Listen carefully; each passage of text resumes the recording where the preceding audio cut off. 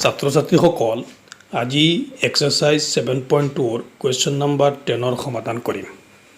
10 number প্ৰশ্নত দিয়া আছে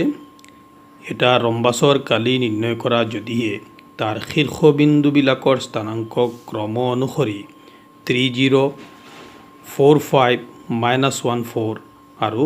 -2 -1 এই চিত্ৰলৈ চোৱা A30 B45 C -14 D -2 -1 এটা ৰম্বাসৰ শীৰ্ষবিন্দু অৱশ্যে এইটো অংক কৰাৰ কাৰণে চিত্ৰৰ প্ৰয়োজন নহয় আঁকিব নালাগে কিন্তু মই তোমালোকে বুজি লোৱাৰ সুবিধাৰ কাৰণে এই চিত্ৰটো আঁকিছোঁ আমি লিখিম ধৰা হ'ল চাই যাবা তোমালোকে লিখি ল'বা ধৰা হ'ল A30 B45 আৰু C -1 4 আৰু D -2 -1 ৰম্বাসৰ কালি নিৰ্ণয়ৰ যিটো সূত্ৰ সেই সূত্ৰ হৈছে যে হাফ ইনটু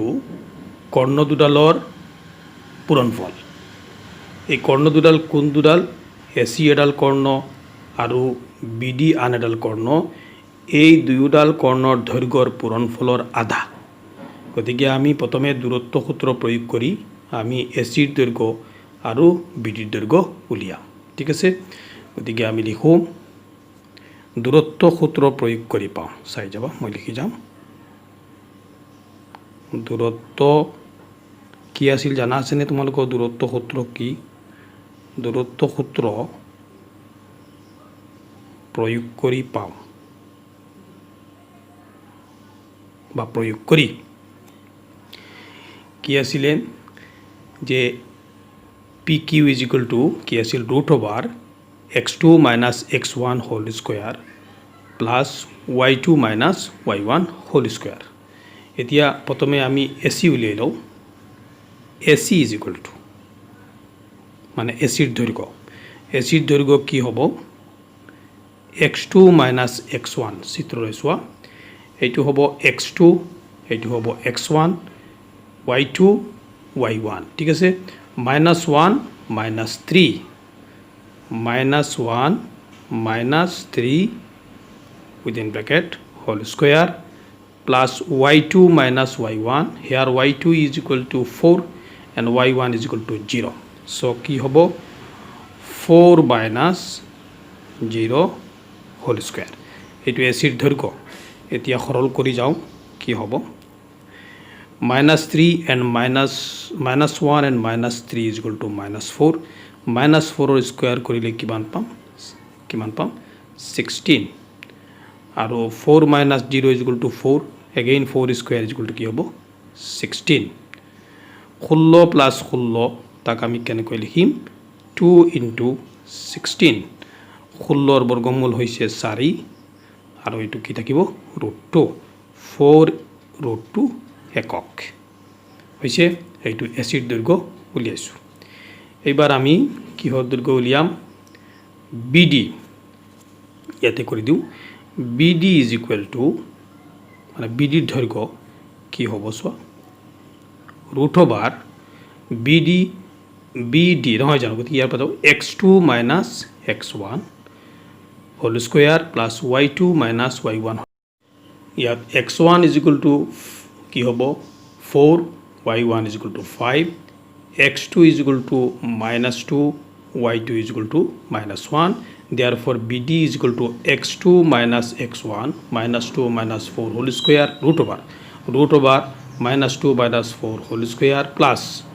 কি হ'ব y2 - y1 so -1 - 5 whole square সৰল কৰিলে কি হ'ব √/(-2 and -4 = -6 স্কয়াৰ কৰিলে কিমান পাম 36 একেদৰে ইয়াতো আমি -6 পাই আছো স্কয়াৰ কৰিলে কিমান পাম 36 সো √/(-) কি পাইছো 36 + 36 আৰু ইয়াক লিখিম √36 * 2 36 প্লাছ 36 ইকুৱেল টু কি লিখিব পৰা যাব ৰুট 36 ইনটু 2 চ' ৰুট অভাৰ 36 অৰ্থাৎ 36ৰ বৰ্গমূল কিমান 6 আৰু 2ৰ বৰ্গমূল নাই কি হ'ব 6 ৰুট 2 একক এতিকে আমি কি পাইছোঁ এচিৰ দৈৰ্ঘ্য পাইছোঁ 4 ইনটু ৰুট 2 একক আৰু বিডিৰ দৈৰ্ঘ্য পাইছোঁ 6 ৰুট 2 একক এতিয়া ৰম্বাছৰ কালি উলিয়াব পাৰিম এতেকে ৰম্বাছ এতেকে এৰিয়া অফ ৰম্বাছটো কি নাম আছে এ বি চি ডি ৰম্বাছৰ কালি কি হ'ব half into a C into B D কৰ্ণ দুডালৰ দৈৰ্ঘ্যৰ পূৰণফলৰ আধা কি হ'ব হাফ ইনটু 4 ইনটু ৰুট 2 আৰু বি ডি কি পাইছোঁ 6 ইনটু ৰুট 2 দুইৰে কাটি দিয়া 2 2 গুণ 4 কি হৈ আছে চোৱা 2 ৰুট 2 ইনটু 6 ৰুট 2 হয়নে 2ৰ 6 গুণ কিমান 12 root 2 into root 2 is equal to কি হ'ব ৰুট 2 স্কোয়াৰ এতিয়া কি হৈ আছে 12 ইনটু 2 ইজ ইকুৱেল টু কিমান 24 বৰ্গ একক হৈছে